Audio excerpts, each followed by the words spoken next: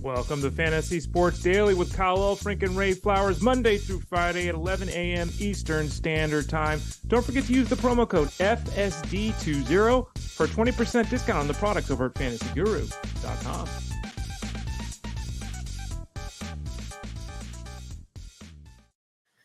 We have a new $30 million a year man. It's not me.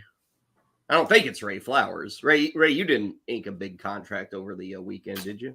Wish I did, Kyle, but no, it is not I. No, it's neither of us, and I don't think it's anybody out there. Maybe I don't know. Maybe Warren Buffett is in the crowd today. Here following Fantasy Sports Daily. It's Cody Bellinger. Yeah, that guy. $30 million a year for Cody Bellinger, at least for now.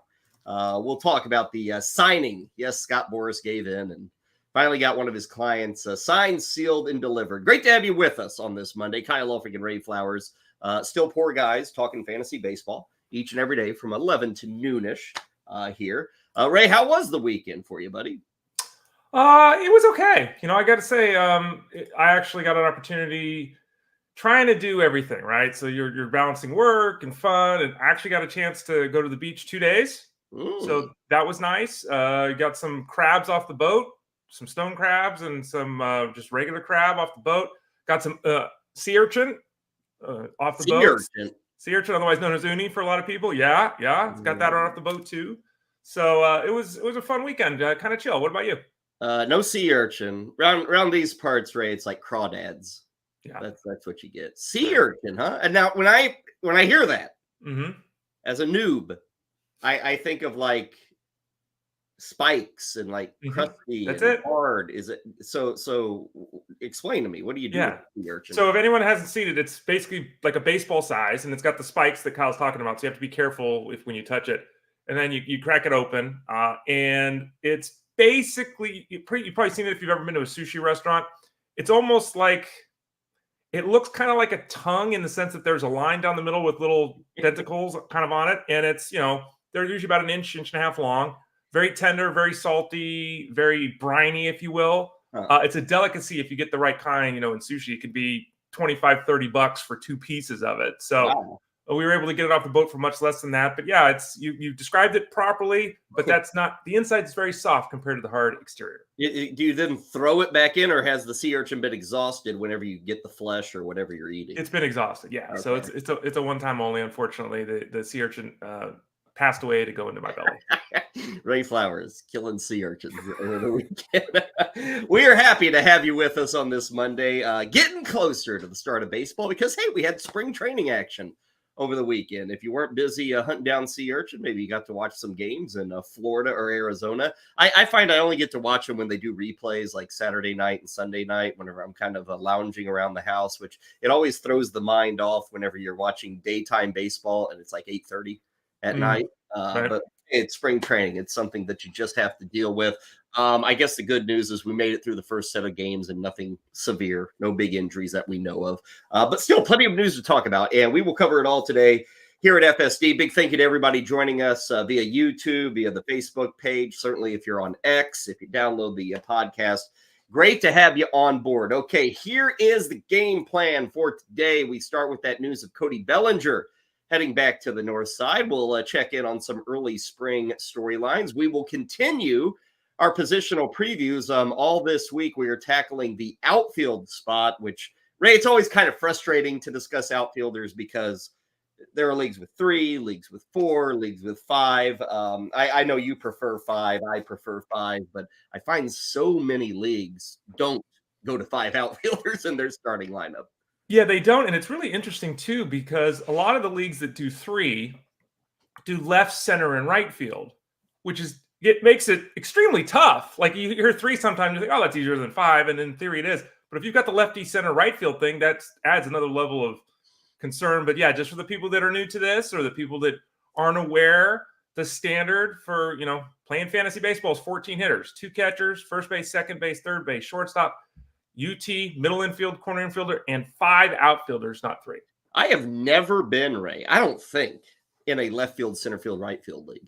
I don't believe I don't think I I may have been back in like the late 90s. There used to be a site called Sandbox that you could play at, and they might have merged with Yahoo at some point. I don't know. But I feel like maybe they kind of had left field, center field, and right field. So maybe I participated then. But other than that, it's a foreign beast to me. But we will delve into outfielders, give you a rundown of the best from last season. Oh, yeah, it is Ronald Acuna. By a mile was the best outfielder last season. But plenty of other talented pieces to go around. Also, our one big question today will deal with one of Ray's favorite topics over the last 2 or 3 years, Fernando Tatis. You know, where do we stand now? He pretty well had a full season, and it looked good. He's now an outfielder, not messing around at shortstop. So we will talk about Tatis and his outlook. Speaking of outlooks, the Houston Astros are our team of the day. Ray will talk ideal age/performance for starting pitchers. And Ray insisted on a little NFL Combine news. So we will tell him and tell you that a lot of the big names aren't really interested in the Combine. So, Ray, everybody's coming around to your side of thinking. They don't want to be at the Combine either, just like you have ignored it for probably well over a decade. Yeah, they're going to go there and either disappoint or pull a hamstring. So why, why do it? Yeah, a couple of the big quarterbacks oftentimes, they do their pro day and such. But seeing a top-end wide receiver who people think is a generational talent not doing that, pretty surprising, though, I will say. Don't we have enough film on these guys, Kyle? Do we really need them running around in their underwear to determine whether they're good football players or not? I don't know. Quite simply, there's nothing to really gain. No. If you're Marvin Harrison Jr., if you're Caleb Williams, you can only go down. So the more you hide, the better it is come draft day. Also, some news on T. Higgins, NFL salary cap. We'll hit it all over the next hour or so. Ray, most importantly, let's hit the discounts. Let's hit the deals, if you will, over at Fantasy Guru. The big one, of course, is the draft guide. That people need to take advantage of the offer as slowly February starts to turn into March. That is correct, Kat. I'll throw it up on the screen for those people that want to take a look at it as we talk about it. FSD20, FSD20 is the promo code. Get you 20% off the current price. It's the early bird price. Again, I don't know when it's going to go up. It will go up at some point here as we get closer to opening day. Get in now. Use the promo code FSD20. Drops it down to $40. Full season. All the articles, Discord, all the rankings, everything, not just the preseason, for the entire season. And then we still got our all-in package. The NBA all-in package includes NBA, NHL. These are all together in one package. NBA, NHL, college basketball, PGA, MMA, soccer, and racing. All of those sports, all the betting for all those sports, all the DFS for all those sports. That's only $75 right now. So you can get all of that if you want to get involved in everything else. If you want the baseball package, go to the website, join now tab, top right, use that promo code FSD20. Okay, so let me do some quick math here, Ray. $30 million divided by $40. Right. Cody Bellinger could buy 750,000 subscriptions. That'd make for a good year for Ray Flowers, right? You get a kickback on 750,000 subscriptions, right? I don't think that's actually written in my contract, but if the number got that high, you bet your ass I'd be getting a kickback for it, Kyle. Yes. Cody Bellinger can now afford 750,000 of Ray Flowers' draft. You better write good things about him. Better write a lot more too. Yeah. Get going. Let's talk about the news with Bellinger going to the Cubs. And, Ray, I guess it's still the case that, this changes about every 8 to 10 years of, 10 million's a lot of money for a baseball player. 20 million's a lot. 30 million as of now. I think that's that's reserved for the best of the best. So Cody Bellinger signs a contract. He's back with Chicago, the same team he played on a 1-year deal last season. And I will say right up front, Ray, last season probably deserves 30 million a year. I mean, it was a fantastic all-around season with a guy that hit over 300, played infield and outfield, 2020, 90-plus ribbies, 90-plus runs. I mean, what more could you really ask for? I guess the question is, Ray, and you can kind of see it in the contract, it's not a long contract. Right. There are opt-outs on the Bellinger side that he can leave money on the table. If he has another one of these years, maybe he'll convince people even further. But he's now going to make $30 million for this year. On the whole, it measures out to 3 years, $80 million. But as noted, the opt-outs are there for Bellinger. So it's not a prove-it deal, Ray, because he's got the money. He can stay in Chicago and still rake in all of the money. But this is kind of a meeting of the minds, if you will, between the Cubs, Bellinger, and Scott Boras to make it work, I guess, from all sides. Yeah, he turns 29 in July, too. So he finishes his contract. Theoretically, he'll be in his 31 or whatever. He can get another huge contract, another 5-6 year deal at that point in time if he earns it. I think that Bellinger is, and everyone knows this, I'm not breaking ground here on the show. He is a fascinating player to look at on the field. He's a fascinating player to break down analytically. He is someone that you and I have discussed for years. He's a tinkerer. One time his hands are here, then they're here, then they're here, then they're here. His legs are feet. He's all over the place. And you can see in his production that same volatility. Some years there's power. Some years there's batting average. Some years he's stealing bases. Like, it's all over the place. And I think that's part of the problem too, Kyle. And we can talk about the advanced analytics that we didn't have 25 years ago that also point out that as great as he was last year, and he was fantastic, it's just not reasonable looking at what we saw last season to expect him to do all of that again. David in the chat room already kind of wondering how many years do we think Bellinger will play? Ray, I still look at those numbers you just referenced, and I say what he showed advanced-wise didn't show up in the final numbers. Most people only compare about the final numbers. His were good. Mm-hmm. The advanced numbers were not so good. I say all this leading up to answering David's question. I'm going to say he plays 2 years, Ray. Okay. He'll get the $30 million each year because the final year, I think, drops to $20 million. He's out of there. Like, if he just, even if he only has one of two, and I kind of worry, Ray, if both years will be good. It was good last year, and he was a guy on draft day last year you could get kind of for a bargain. I mean, really for a bargain. I don't mind having him on my fantasy team this year, but I don't think I'm sensing a repeat of those numbers. Like, he may do the homers and steals. I could see him, 25, 20, 2020 again. I think the other numbers might be down just slightly. And I guess most notably, you worry about the batting average with him because that's a thing, right? 300 pops nowadays, but he's a guy who can fall into big slumps. He's a guy with a ton of swing and miss. To me, he's just not a 300 hitter. He hasn't shown, sure, we've seen it, twice in his career that he's had these magical years, but we've got a lot of other years where he's not near a 300 hitter. He was great as a rookie. He was good as a second-year player. He was fantastic as a third-year player. I mean, he went 40-15. He was fantastic that year, right? And that was like everyone saying, okay, we know the talent's there. We've seen it. Let's do it again. And what did he do? Nothing. The next 3 years, and that includes the COVID year, but the next 3 years, his OPS was 648. That's Nick Ahmed or something. Like, that's horrible, right? I just said him because he signed with the Giants this morning for those people that didn't see. Woo, good job, Giants. Big move by the Giants, yeah. 648 over 3 years. And remember, in that breakout season, it's 1,035. He almost lost 400 points over 3 years. Last year was back up at the 881 mark, but we both said it. Let's put a point on it. That the volatility has been there. Last year, the numbers were great, but when you look at his numbers, and we have StatCast now, which again, we didn't have years ago. If you look at the StatCast data, his exit velocity was a career low last season. His barrel rate was a career low last season. His hard hit rate was a career low last season. Now, this is a guy that's hitting 200 some years, and he set across the board career lows. And then you start looking at the expected numbers. The expected batting average was 270. He hit 307. The expected slugging percentage was 437. The mark was 525. If the batted ball information that we kind of all lean on nowadays, if that means anything, it tells you point blank, right to your face, Cody Bellinger did not deserve the numbers he posted last season. Yeah.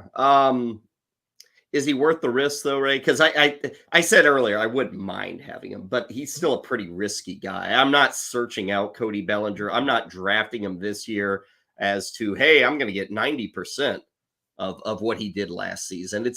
He is a guy, and maybe this contract works for him, Ray, because this contract still leaves, hey, if you're really good this year, you can bail out and maybe get a 6-year deal next year. Like, there's still that attraction to Cody Bellinger. If I can make good on this, I think when you talk about those 3 years where he fell in the toilet, it's like a mental approach. It's like he falls into that slump and it takes him a while to get out of it. It takes a whole year maybe to get out of it. The fresh start in Chicago might have been a beautiful thing for him to get away from LA, to get out of that Dodgers organization, just because they had turned to a spot, Ray, where he was supposed to be Freddie Freeman, Mookie Betts. After those first 3 years, he was going to be their centerpiece. And that didn't happen. And then it kind of piled on and things just kept occurring. the fresh start in Chicago obviously did him wonders, but I still think this is a guy that is going to be prone to big slumps. And I just can't look at him and see that 300 average repeating. At the steals and homers, sure, he can do that at Wrigley. It's all the other stuff. To me, he's a guy I'll take, but he's not a guy I'm seeking out this year. I think ultimately, and I had a back and forth with somebody in the Discord over the weekend about him. Just to be clear, I don't love Cody Bellinger, and I think his odds of repeating last year are about 0. Really, 0? I think pretty much 0. Now, that's not to say that he doesn't have a good season. I think it really comes down to, in the fantasy space, does he steal 19 bases or 9? Like, we talk about this all the time. Like, is his back going to – is he going to hit 300 again? He's not hitting 300 again, right? He did have a better two-strike approach. David P. mentioned this in the Discord. He had a good two-strike approach, but look at his K totals every year. They're up, down, up, down, up. They're all over the place, okay? He's not a 300 hitter. In fact, if you look at projection models, they're all saying about 260, which is significantly different. So if he's 260, 25, 85, 85, and that steal number is 9, if it's 19, okay, right? So I think that he has to play every day. The last time he played 150 games was back in 2019. It's been a while. I think he has to play every day, and I think ultimately all the numbers regress compared to last year's price points. And the expectation, Ray, he's pretty well going to be the outfielder, center fielder for the Chicago Cubs. You know, they're going to try, a handful of guys at first base to see if they can kind of mix and match. Does he have first base? I think he does have first base eligibility, because he had a lot of games where he would show up in the 7th or 8th inning. They'd move him to first. So. Yeah, 84 in the outfield, 59 at first base. Yeah, 59. So he's totally set there. I would suggest, the outfield number is probably around 130 this year. And in the first base, he may still carry that over next year, but that is a bonus to his fantasy value, that outfield, infield eligibility. It's always a big hit. And if he's putting up those numbers, that's another feature. Those numbers last year with an outfield first base eligibility guy, beautiful. That's good at first base. That's good in the outfield. It's awesome as a infielder. If you're in daily leagues, being able to shift him around and take advantage of your bench and guys going to Colorado, those are great things to have with Cody Bellinger. I mentioned that he probably will be stationed for the most part in center field this year for the Cubs. That leads us to our positional preview. This week, we are talking all things outfielders. So a lot of guys that we can discuss here. Bellinger, we obviously gave the breakdown. We should note that year, how good was it? If you look at the top 12 performers last year, according to Razzball and kind of the way they compute dollars earned, Ray, he was number 7. Mm-hmm. Cody Bellinger was $29.30, if you will. But again, a far cry from the guy at the top. I should have looked this up historically, because they do keep historical numbers, mm-hmm. Ray. But the number they showed for Acuna last year, $71.50 is what he was worth. I've seen 73 at some of the sites too. Yeah, we always sit there at like Labor and Tout Wars auctions, Ray, and over the years, many years, you have superstars every year, and Mike Trout, nobody's going to spend 50, and they always mm-hmm. would. We'd say, right. Well, you get you spend the 50, he's going to earn you 42. You'll take that loss because 42 is an all-star MVP, right? I mean, if you're at an auction, what's reasonable for Acuna to go for? I mean, is it stupid if somebody goes to 60 for Ronald Acuna? Yes. But stupid. I would have said the same thing last year, right? And then you would have got it. See, and we're at that season where a lot of people are asking the keeper questions. And it's like, well, do I pay for this? And then, do you pay for a player? Do you pay a price point for a player? And I'm looking at Razzball right now, Kyle. According to them, it's the greatest fantasy season of all time. Really? Wow. Yeah. Number 2 was Honus Wagner in 1908. Ty Cobb in 1909. Babe Ruth in 1921. So it was the best year in 115 years. Yeah.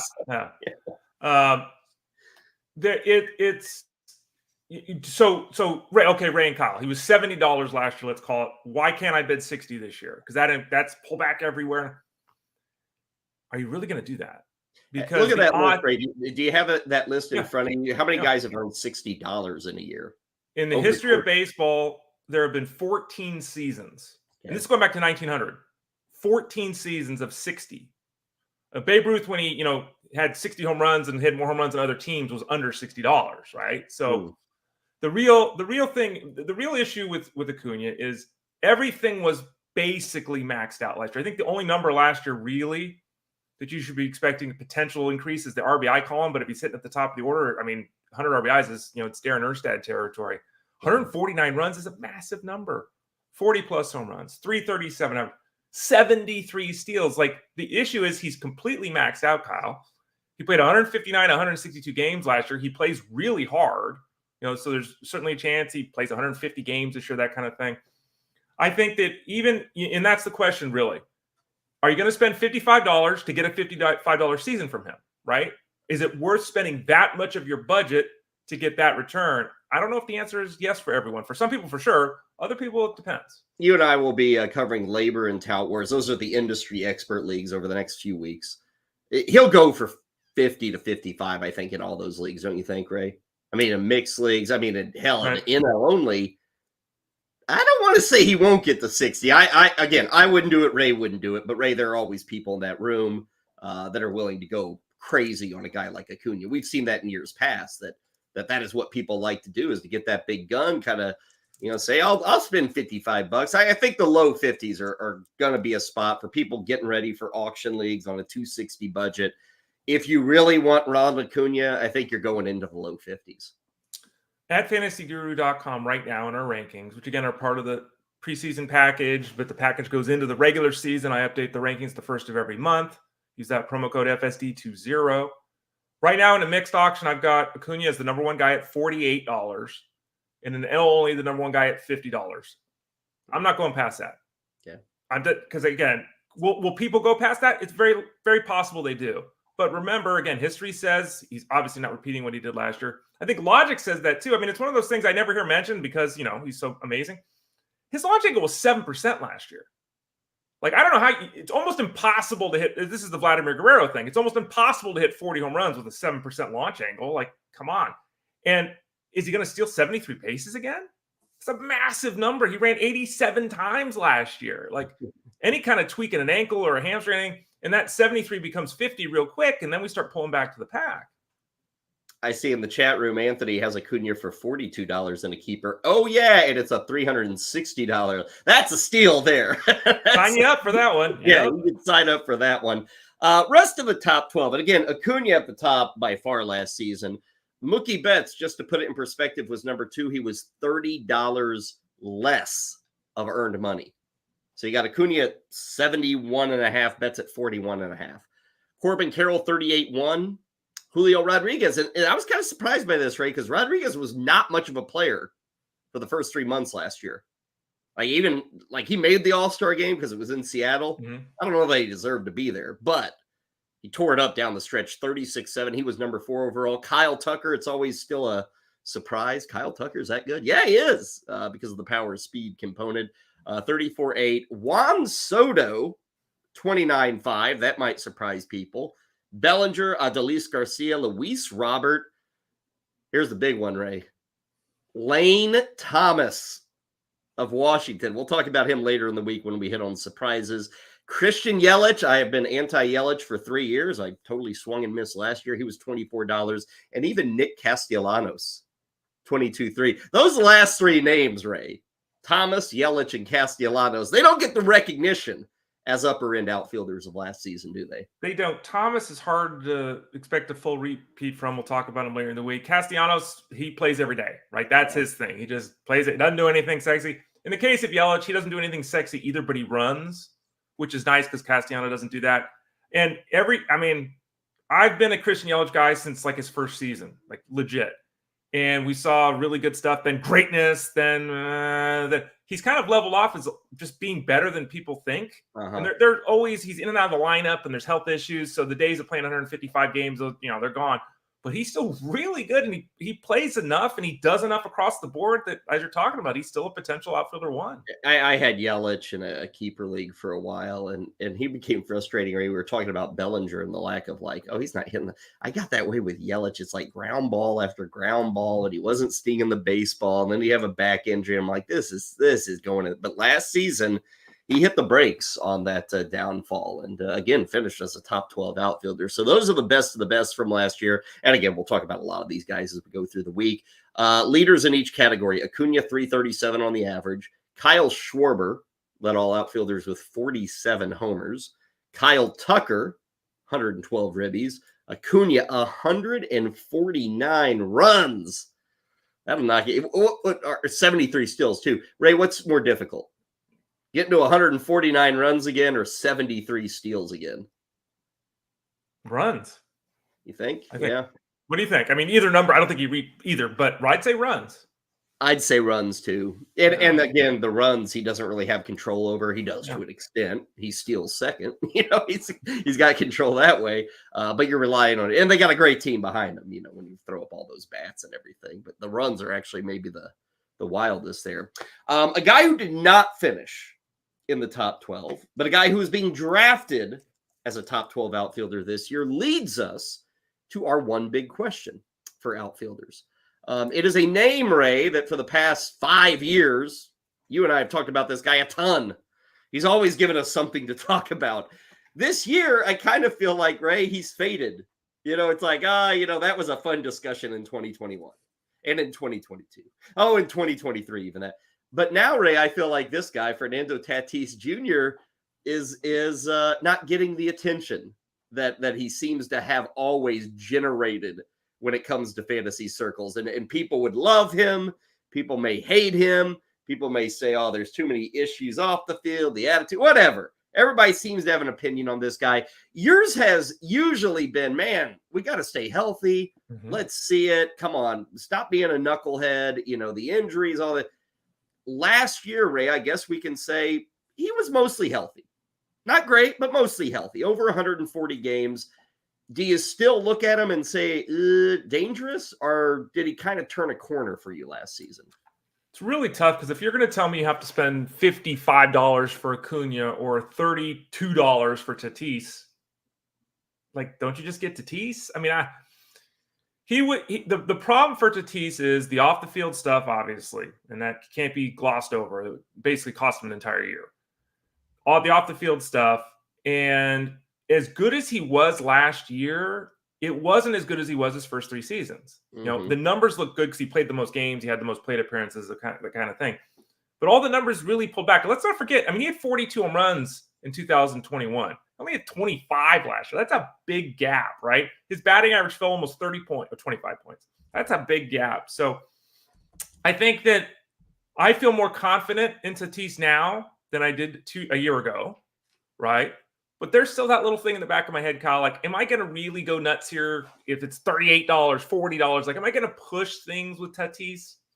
Probably not. Just give me Mookie Betts. That's me, right? Yeah. But if someone could go Ronald Acuna this year, Tatis is one of the few guys that you could actually mention and say something like that's possible from this guy. He's a definitive first-round pick. Right now he's going top 10 almost everywhere. He's a dangerous first-round pick, Ray. And I think that's, if I could get him in and this may sound like you're splitting hairs, mm-hmm. but Ray, to me, it's just I feel so much better if I got a Betts or a Tucker or a Freeman. Mm-hmm. Even a Soto, I think Tatis is a lot like Aaron Judge here, Ray, where Judge has got this toe thing and it's going to be with him. We talked a lot about it last week. And with Tatis, Ray, it's not like there's any one thing, but I just think he's such a volatile player. It could absolutely blow up in your face. Whereas with those other guys I mentioned, I don't see it becomes a big fat zero. I don't see, obviously that can happen with any draft pick. It can, but Tatis, I just think his risk is way higher than some of those other names I mentioned. Yeah. And, that's something that, it's funny to look at it this way, but you're a risk until you're not. And so they always, it's the same argument we always have from people. Well, you can't predict injuries. I can't predict that Tatis is going to do something stupid away from the field either. Can't. But there's been injuries and he's done stupid things away from the field. So it's he's only 25. And, I'll say this. Would I be stunned if he played a full season of games? If he went 40-40? I wouldn't be stunned. Would I expect it? Of course not. But I wouldn't be stunned. I think that 30-30 is really within his wheelhouse here. Mm-hmm. Now, the real issue is, can he stay on the field? He played under 41 games last year. Does that erase everything else? I'm with you. I don't fully say that. And secondly, when you hit, even in today's game, right, when everyone's hitting 248 or whatever, bat 257 from a first-round pick, that sucks. And that's what he hit last year, right? Now, if he's hitting 280, which is his career number, okay. But 257, that's rough, Kyle, from a first-round pick. One other thing to keep in mind with him, and this is for anybody drafting him in the first round, and again, that's where he's going. His role is probably a bit different with the Padres this year. The expectations are leadoff hitter, which on the plus side, Ray, that still leads to stolen bases, plate appearances, all that. On the negative side, this guy can't hit 30 home runs. You ain't getting ribbies out of that leadoff spot. You certainly aren't doing it with the Padres. The back end of that order is pretty empty. Last season, Ray, he hit second on almost a 2-to-1 basis versus leading off, because he did lead off 45 games. And to his credit, Ray, his numbers were drastically overall better as a leadoff guy. Now, I'm not going to sit here and say, that's who knows? We can sit here till the cows come home talking about, a guy's perspective and attitude, where he's at in the order. But one thing that is undeniable, Ray, as a leadoff hitter, his on-base percentage was 356. Hitting second was 306. So he was on base a lot as a leadoff hitter. But with all the success, the hits, the steals, Ray, he still only drove in 24 runners in those opportunities. And honestly, even as a second hitter, he wasn't driving in a lot of runs. And so I wonder, Ray, maybe the average gets to 270. Maybe the home runs get to 30. Maybe the steals get to 30. If he's leading off a vast majority of this season, I don't think the ribbies are getting above 75 or 80. And that could be pushing it. So that's another number, Ray. I think people think of him as a middle of the order bat who can drive in 100. Right. I don't think he's going to be that with the Padres leading off. I think that RBI told everybody should understand you're hoping for 75 to 80 ribbies this year. And that's part of the reason why I said we need this guy to hit 287. If he's hitting 257, we got a problem, because we need to find that value somewhere.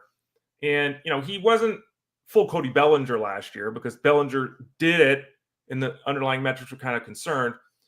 He didn't really do it last year, Tatis. I mean, look at the numbers. He walked less than normal. He did strike out less, but he walked less than we're used to seeing with him.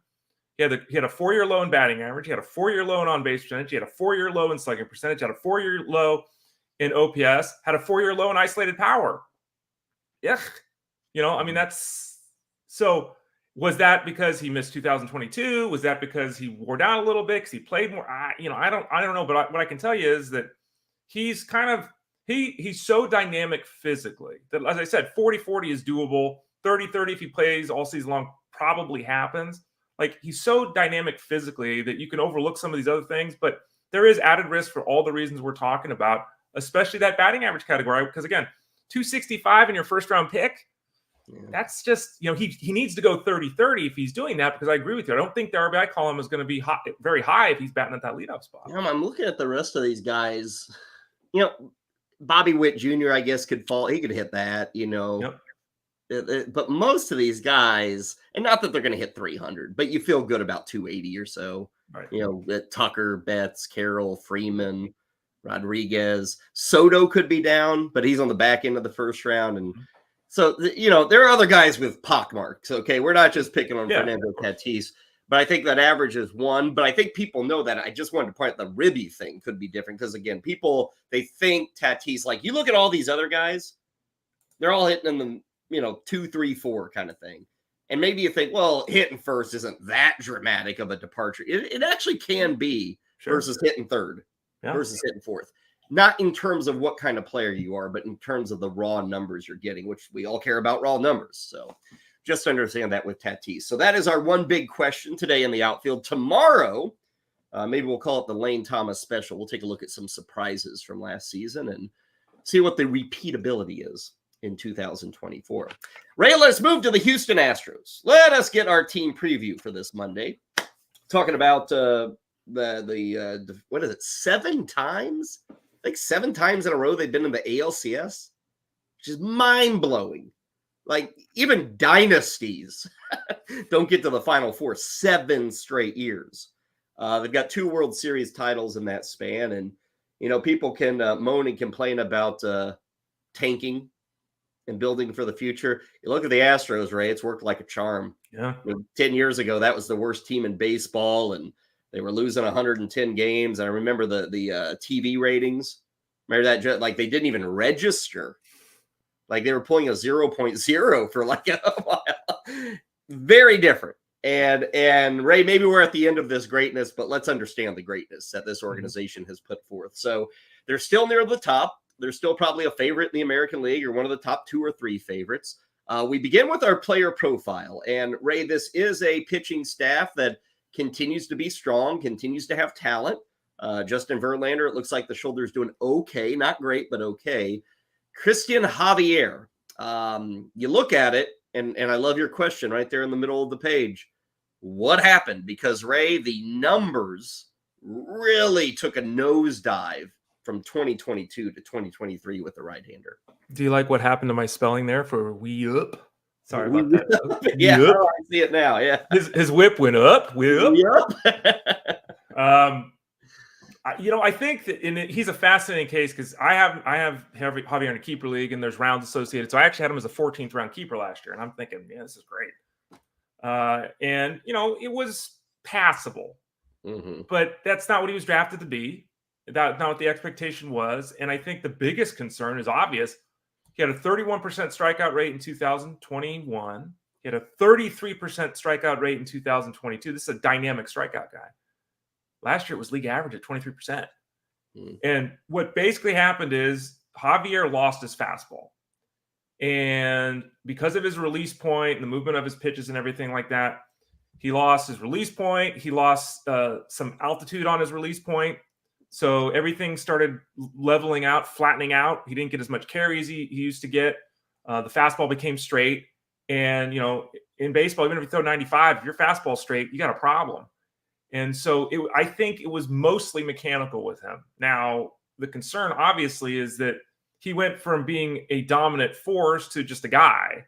And he's only played 4 years in the bigs, he's only 26. He's still got the same arm. This could be one of those players that, depending on where you draft him, could earn you a nice return on your investment. But last year was rough, pal. I think what's crazy, Ray, is you never see 3 strikeouts disappear per 9 from 1 year to the next. So, 11-7, maybe it falls to 10-5, and then it falls to 9-8. Eventually you make your way to 8-8. To see it in one fell swoop is alarming. I was just looking at ADP. He's right next to Shane Bieber. That's another guy who fell off a cliff with strikeouts. And I just wonder, Ray, what's history say about getting that number back? Maybe there are, because he was a double-digit guy. When you're 11-7, there is nobody expecting you to be below 10 the following year. No. Like 11-7 shows, man, you got some nasty stuff, and you know how to do it. You can't really fluke your way over a course of a season to 11-7. I don't think you can. And Ray, I wonder if this is a fluke on the other end at 8-8. I generally say no. When I see this kind of fall off, Ray, I worry about. Now, you said, hey, maybe it's mechanical, flat fastball, all that. You may be 100% right. I always worry when it's like, dude, you had the whole year to fix this. You were out there for 31 starts. Right. Like, it wasn't like you missed 2 months, came back. And I just wonder, to me, Ray, he's not really a guy I'm interested in at all this year, because I just see too much falling off there to say, oh, that was a blip of 31 starts. That is, of the games he started in his career, it's like 45% of his starts that he showed last year. And so I'm pretty hesitant with him. And I think it's just because of that dramatic caving, I should say, of the K rate. If he gets something back, Ray, maybe you're at 9.6, 9.7, but gosh, it would be shocking to see him go back into double digits after falling 3 strikeouts per 9. Then he jumps another 2.2 or whatever this year. Yeah, in 2021, during the COVID year, or the year after the COVID year, he started and relieved, kind of did both. Strikeout rate that year was 11.6 per 9. So it was basically the same as it was 2 years ago. He didn't lose. He lost like a mile an hour in velocity. And again, I'm attributing that not to ill health. I'm attributing that to the mechanics as well. But, he is one of those pitchers, and we see a lot of them nowadays. There's a lot of news and a lot of reports about Hunter Green trying to add a splitter and trying to add things. We talked a lot in the preseason last year about Justin Steele, the fact these 2-pitch guys, right? Javier's kind of a 2-pitch guy. He throws his fastball slider 90% of the time. And if either your slider or your fastball loses location or some component of stuff, you're in trouble because you don't have a pivot. If the batter doesn't fear your fastball, he sits on a slider, or doesn't fear your slider, sits on the fastball, makes the at-bat much easier. So that is also something with Javier. It's different when you're working out of the bullpen and he's pumping those 2 pitches in, right? Versus trying to get through a lineup 3 times. I'm absolutely expecting him to be better than he was last season. But to your point, am I anticipating the strikeouts going back through the roof and him challenging for the lead among starting pitchers? I can't go that far. His profiling, Closing Ray, is one that you traditionally kind of dig, because the guy who has shown he's good and then had a bad season, so everybody has that recency bias. I mean, you did this, I guess one of the recent examples, I know last year you were drafting Jose Barrios everywhere, because he'd shown he was really bad in 2022. You expected rebounding, it came true. Is Javier kind of sliding into that spot for you this year? The problem, I want to say no. I'm not going to avoid him. But I'm going to say no to your question because the problem that I see, even if he shows return somewhat to where he was previously, we have a guy who in his career has got a 54% fly ball rate, which is scary for the home runs. And there are guys that live in this zone, guys that have games like this.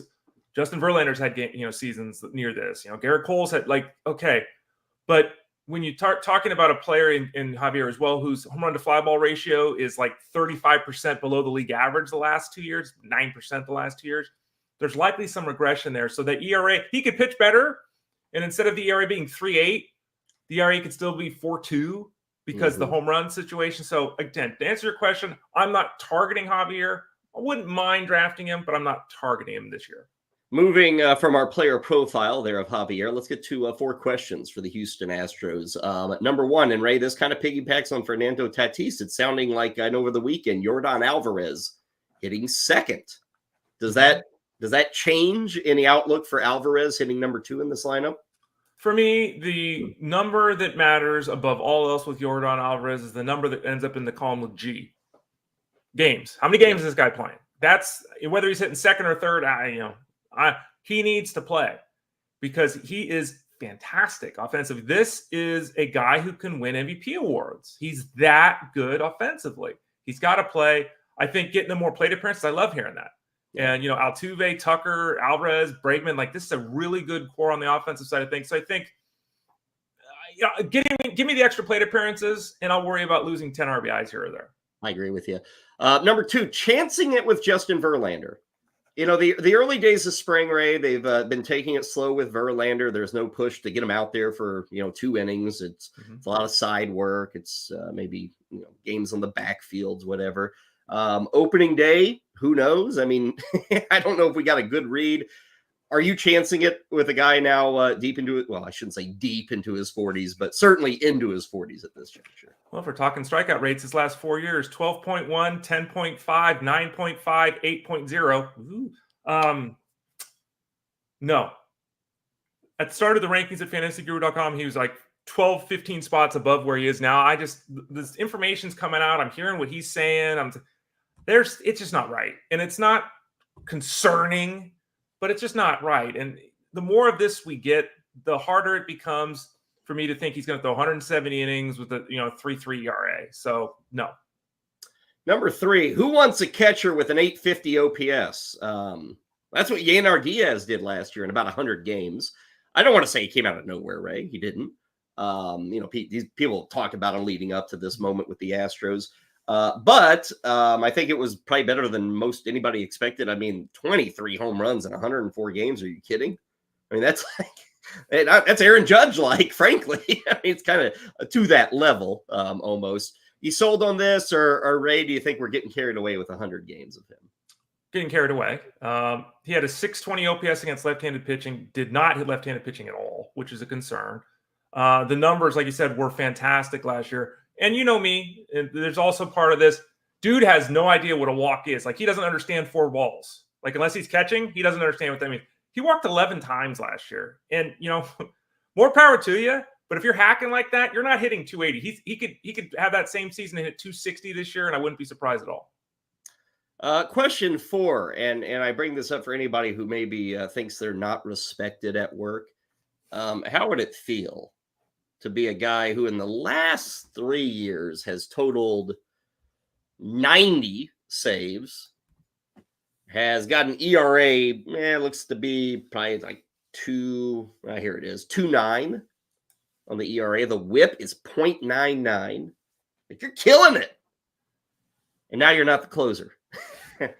Josh Hader is the new closer, it appears. So, Ray, what is the value of Ryan Pressly? You know, it's not just like he's lost his job. He's lost his job to the best closer in baseball, in effect. Should people draft this guy? How do you handle Ryan Pressly, who's been frankly a stud for 3 years, but now the role is utterly different? There's a lefty and a righty scenario, which is good for Pressly. There's the fact, and we've talked about this a lot, Hader won't go more than an inning. You won't allow coaches to use him that way. Hader is not one of these closers that throws 75 innings, right? So I think that Pressly is someone that depends upon, I think, the sharpness, if you will, of your league mates. I think Pressly, it's very reasonable to think he can get double-digit saves, because I think there'll be matchups that they prefer him. There'll be usage patterns that they'll prefer. And if he gets, 11 saves and he gets just 75 strikeouts and, like you're saying, a 3 ERA and a 1 whip, like, that's usable. So I think that, for shallow mixed leagues, but for deeper mixed leagues, or even those of you in points leagues, I think that there still should be some interest in Ryan Pressly. I'm in a league, Ray, with obviously saves, but also holds. I love Pressly. I'd take him as a second reliever in a 15-team league in that setup.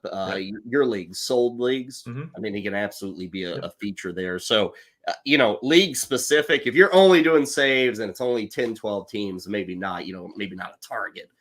But if you're in a holds league, a solds league, if you're going to 15 teams, I think you can even get away with him as a second reliever.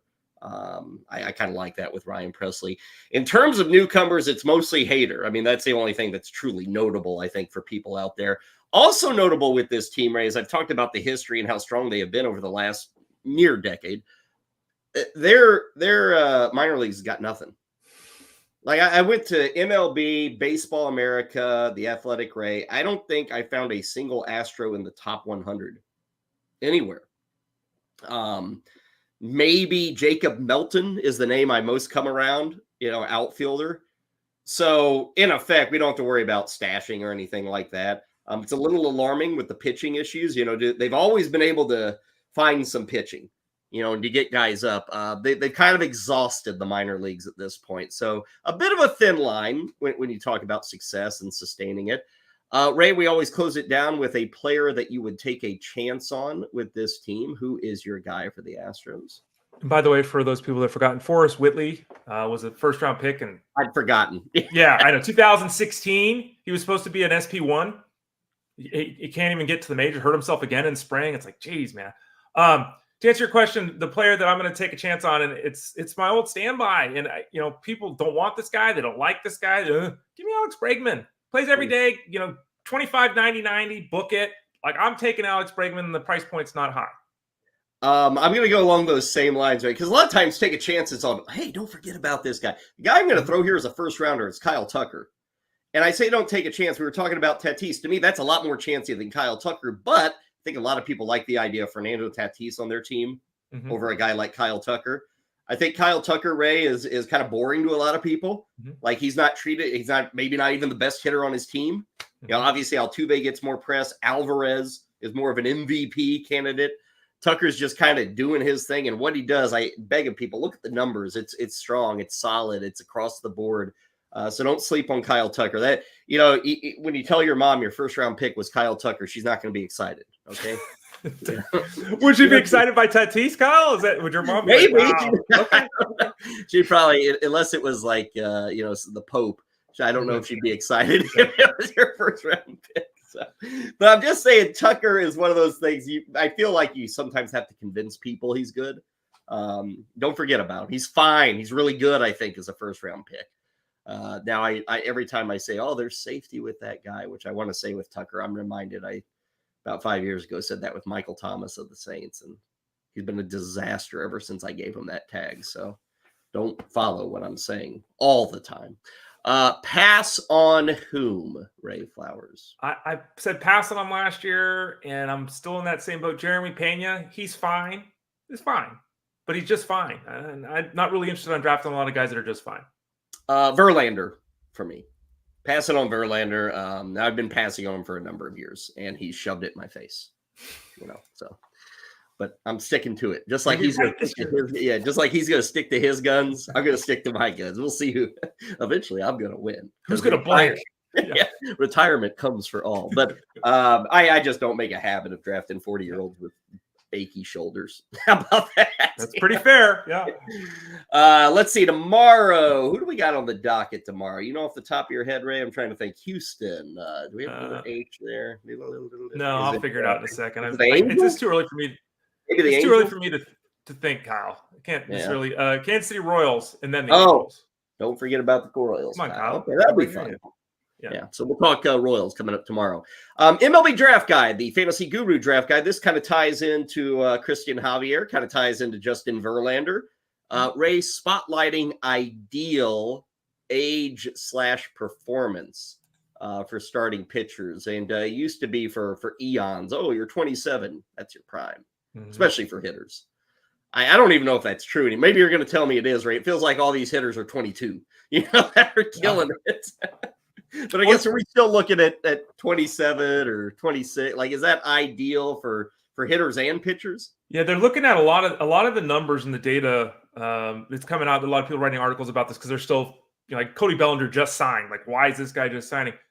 A lot of the teams are more willing than ever to give youngsters opportunities, and the youngsters are more adept at taking advantage of the opportunities than ever before. So a lot of the time, by the time the players get to free agency at 27, 28 years old, teams are like, we're not going to pay you that money because we got this 23-year-old that does the same thing. And the 23-year-old we got doing the same thing wants $3 million a year and you want 30. So there's a lot of that on offense that the numbers have shifted toward the younger side of things. Interestingly enough, on the pitching side, they might want to do the same thing, but the data kind of says something different. And it's slightly counterintuitive. You can see on the screen there, and in the article over at the website, I've got links if people want to read the studies that I reference. There really aren't many studies that suggest pitching before 26 is a great idea globally. Not that you can't get Yuri Perez or something, but globally.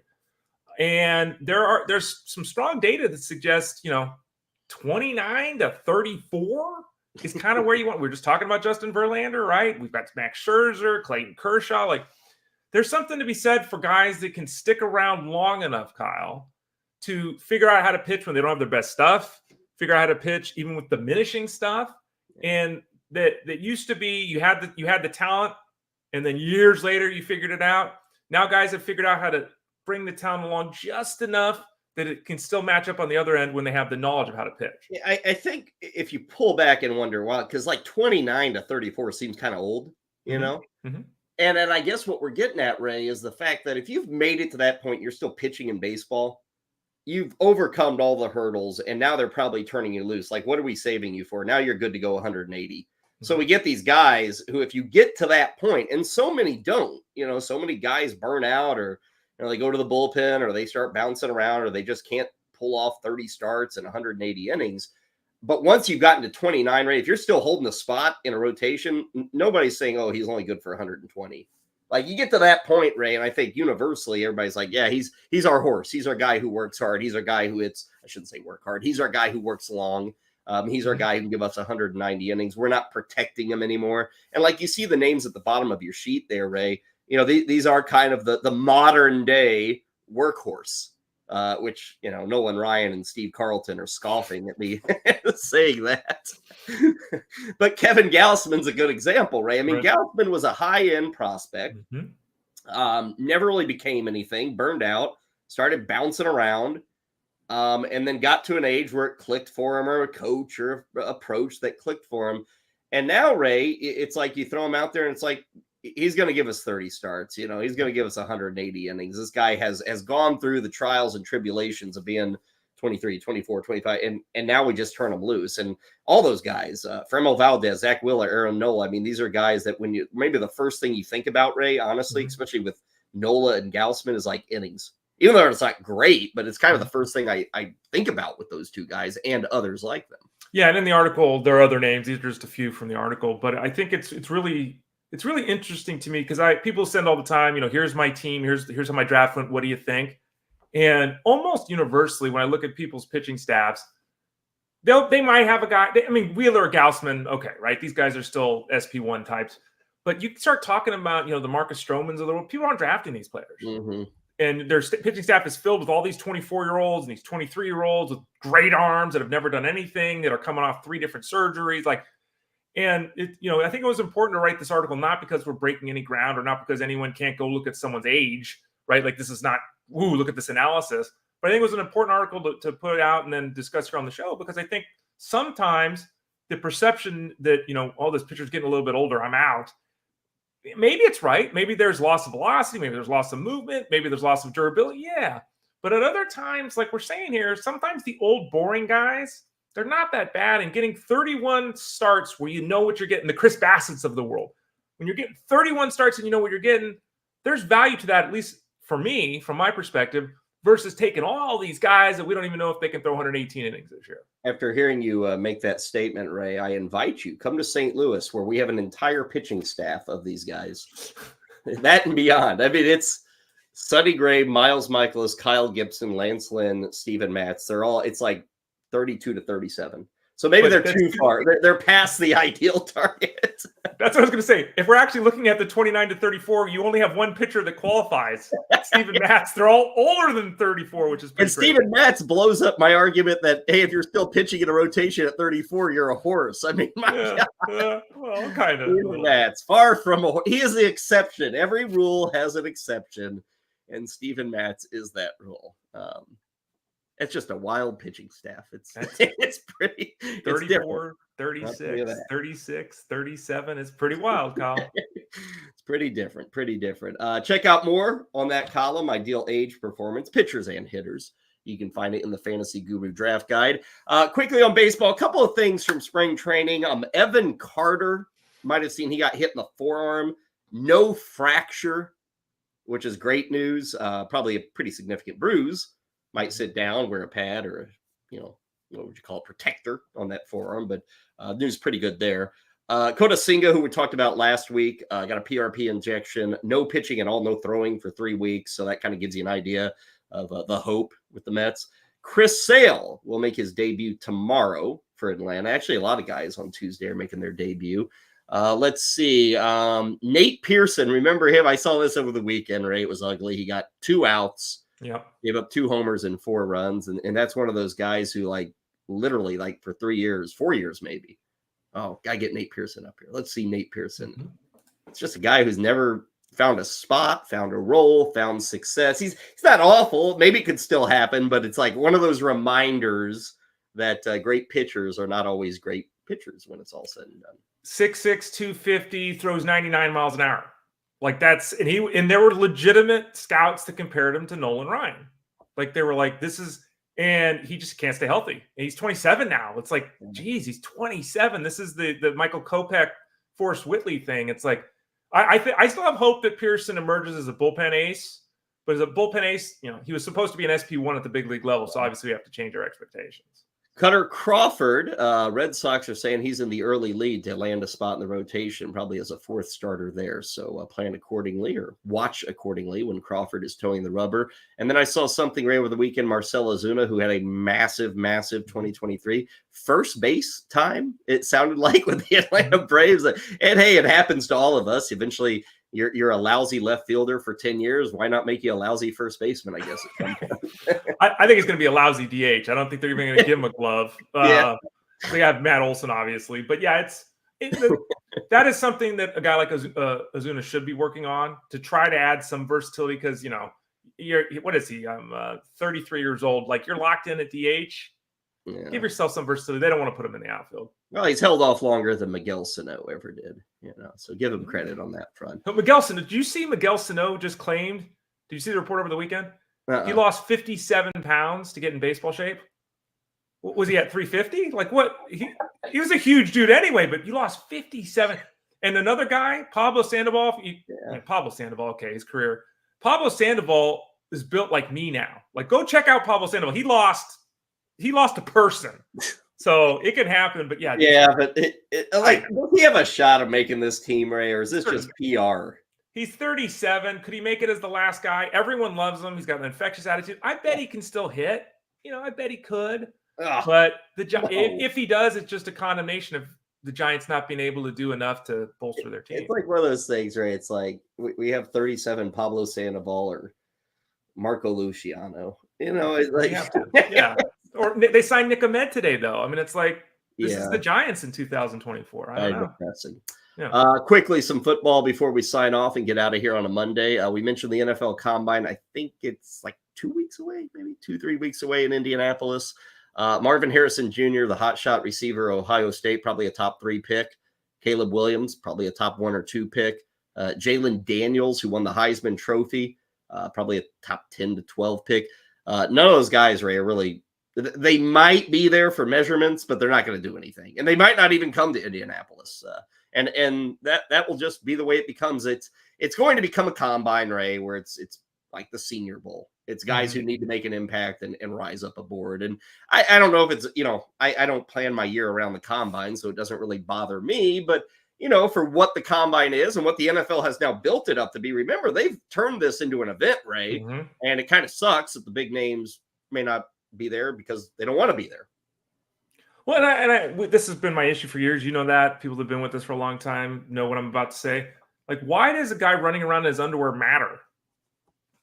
I just, for the life of me, I don't understand how things that don't matter so much.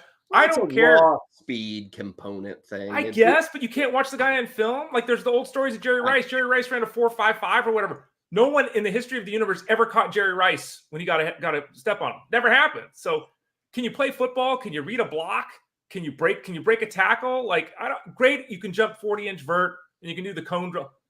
Okay, but you can't pick that up on film. That's the thing that freaks me out. These people spend 6 months studying film, and they need 2 hours from a dude jumping around in a gym somewhere to decide whether he's worth drafting. I don't know about that. Reports out of Cincinnati say the Bengals plan to franchise tag T. Higgins. Last week, the Colts, it was kind of reported they're going to do the same with Michael Pittman. So a couple of possible free agents, not going to be free agents, it sounds like, with the tag. The NFL salary cap, I think we brought this up last week. There's a report, it's going to get to like 243, which was a jump at 20 million or so.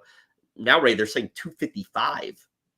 So salary cap issues, don't worry. Here's an extra $30 million of space. Right? This is why we're going to Spain, guys. Yeah, they make a lot of money, Kyle. I mean, gosh, 5 years from now, we're going to be $350 million on a salary cap. Who knows?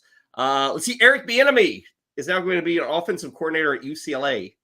Ray, that was quick, man. I mean, a guy like, what a brilliant offensive mind, going to be a head coach in the NFL. Now he's the OC at UCLA, which I'm not, beautiful weather, and I'm sure he's going to have a nice living and all that. But I don't think that was not the plan for Eric Bieniemy, was it? 13 months ago, he was going to be the next NFL head coach. Yeah. Like, just that, and that, thanks, Sam Howell. I don't know, but that's, he toileted in 13 months. That's a pretty surprising fall for someone that didn't have some big issue, Yeah. That's significant, Kyle. Yeah. And I guess they expected him to be a mastermind with the Commanders and flip everything around. They were fine for what he had. I guess they weren't good. Maybe they could have been better, but just kind of sudden. Meanwhile, Arthur Smith is still an offensive coordinator. Geez, don't do that, Kyle. Yeah. I think I might rather be Eric Bieniemy than Arthur Smith, honestly. LA, good living. And making good money. It's not the worst thing in the world to be a football head coach in the college ranks. You can do that. Okay, that'll do it for us. Tomorrow, more outfielders. Tomorrow, the Kansas City Royals. What else do we got tomorrow? Ray will have another column that will spotlight. Later in the week, Ray's been doing Twitter polls over at the Ray Flowers. Been doing those for the past few weeks. We're going to spotlight some of the results of those Twitter polls. Kind of deals with how fantasy baseball is shaping up for you. The consumer, what you guys are used to. Ray does this a lot every preseason, so we'll spotlight a few of those results coming up later in the week. Tomorrow, probably Justin Finsterman as well for some basketball. So, Ray, that is that, and we will bid you adieu, my man. It's a lot of fun, Kyle, and I look forward to doing it all again tomorrow. Absolutely. He is Ray Flowers. I am Kyle Elfrink. Big thank you to all of you out there. This has been Fantasy Sports Daily, powered by FantasyGuru.com.